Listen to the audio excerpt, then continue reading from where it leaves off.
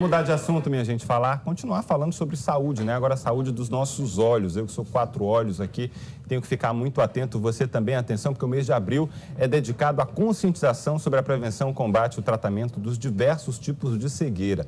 E atenção aqui para esses dados, tá? Entre 60% a 80% dos casos de cegueira, esses casos poderiam ter sido evitados com diagnóstico precoce. Olha só. De 6 em cada 10, 8 em cada 10 poderia ter sido prevenido. E nessa pandemia, como manter então os cuidados para garantir a saúde dos nossos olhos, hein? Por isso a gente vai conversar agora com o oftalmologista Alex Galeno, a quem a gente já agradece a participação aqui de forma remota. E aí, doutor, seja muito bem-vindo aqui ao nosso CE1. Bom, nesse período de pandemia e isolamento, a gente tem ficado mais em casa. Temos usado bastante as telas. Minha filha, por exemplo, aula na tela. Quando quer um momento de descontração, vai assistir um filme na tela. Acompanha o nosso CE1 para ficar por dentro das notícias na tela. E, bom, como então manter a saúde da nossa vista, já que a gente está tão exposto às telas? Uma boa tarde. Boa tarde, Luiz. Então, assim, como você bem falou, frente a esse quadro de pandemia, de isolamento, cada vez mais a gente tem o uso de telas, de notebook, de celular.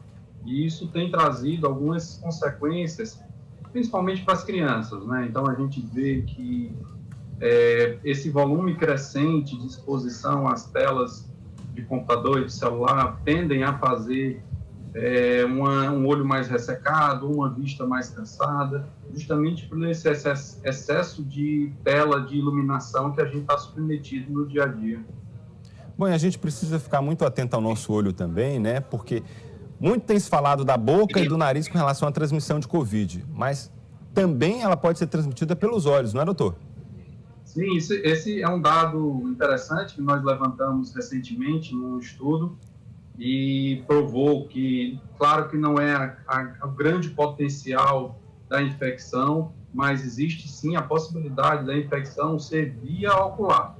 Então, aqueles profissionais de saúde, principalmente que estão expostos a pacientes que estão em contato com aerosóis, precisam sim proteger seus olhos, uma vez que os olhos eles têm uma certa comunicação da lágrima com a orofaringe, e aí sim seria uma porta de entrada para o coronavírus.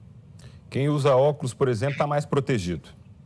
Sim, de certa forma sim, mas a gente pede que além da máscara, além das proteções do face shields, também use um óculos de proteção específico para contaminação biológica.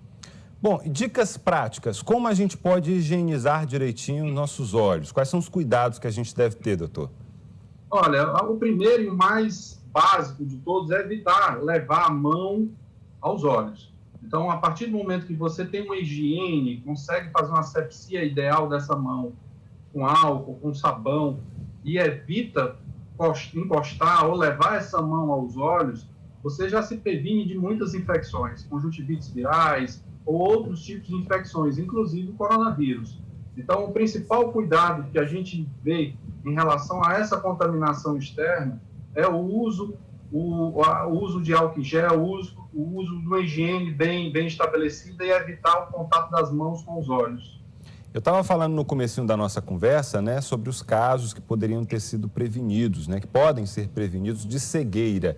Quais são os sinais, então, que o nosso corpo dá, que indicam que a nossa visão não está 100%, que a gente precisa procurar um especialista? Tá, ótimo questionamento esse seu. A gente está no mês de abril, um mês voltado à prevenção da cegueira. Como você bem comentou, a gente tem em torno de 1 milhão a 1 milhão e 200 de pessoas cegas no Brasil, e dessas causas, 80%, 60% poderia ser prevenida, tá? Então, pacientes que fazem ou que têm fatores de risco, principalmente diabetes ou história familiar de glaucoma, ou que têm uma dificuldade na visão, deve fazer um acompanhamento, uma consulta com um médico especialista para se fazer o diagnóstico dessas doenças numa fase mais precoce.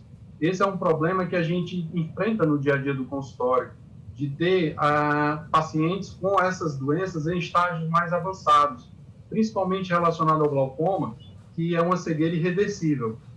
E o que é que pode levar a essa cegueira, obviamente, além do glaucoma aí que o senhor falou? Há outras doenças que podem levar à cegueira, doutor?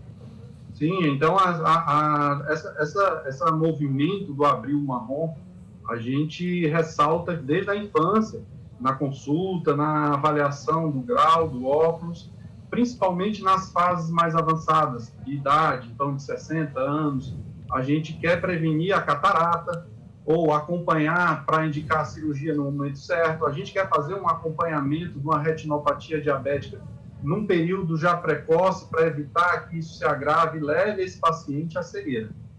Agradecer a sua participação aqui no nosso CE1, tirar as nossas dúvidas ao vivo. Muito obrigado pela disponibilidade. Tenha um ótimo fim de semana. Estamos à disposição. Um grande abraço.